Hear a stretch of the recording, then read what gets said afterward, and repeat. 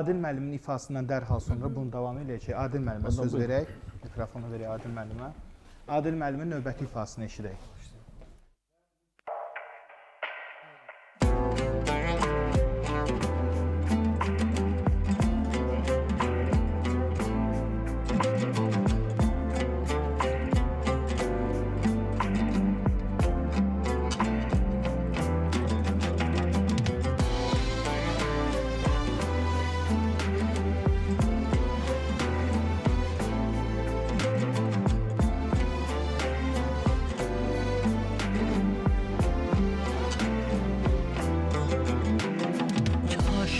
Bir kuş olaydım, uçaydım ey karşında. Yuva salıp kalaydım yüreğinin başında. Keşke bir kuş olaydım, uçaydım ey karşında. Yuva salıp kalaydım yüreğinin başında. Günün kara, gece mahla, seni gezdim soralar. Günüm kara, gece mahla, seni gezdim soralar. Eğer ölsem bir yer sakla yüreğinin başında. Eğer ölsem bir yer sakla yüreğinin başında.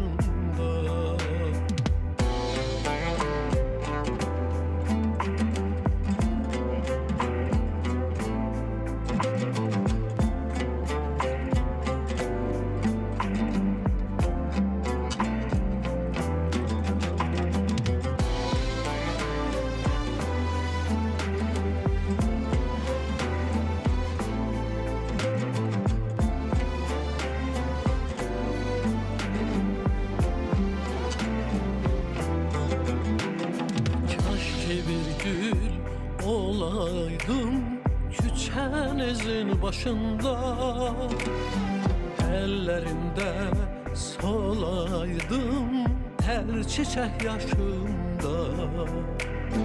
Keşke bir gül olaydım küçenizin başında.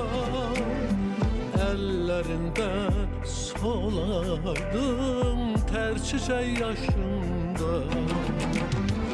Günüm kara, gece mahla, seni gezdim soralar. Günüm kara, gece mahla, seni gezdim soralar. Eğer ölsem bir yer sakla yüreğinin başında.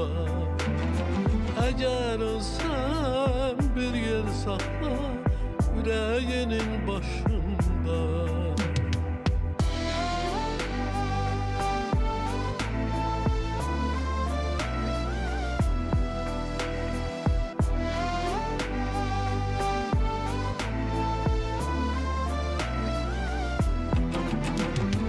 Günüm kara, gece mahla, seni gezdim soralar.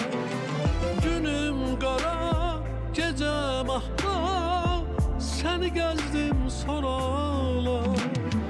Eğer ölsem bir yer sakla yüreğinin başında.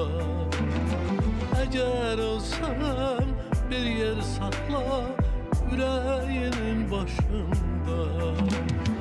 Eğer ölsem bir yer sakla yüreğinin başında. Eğer ölsem bir yer sakla yüreğinin başında.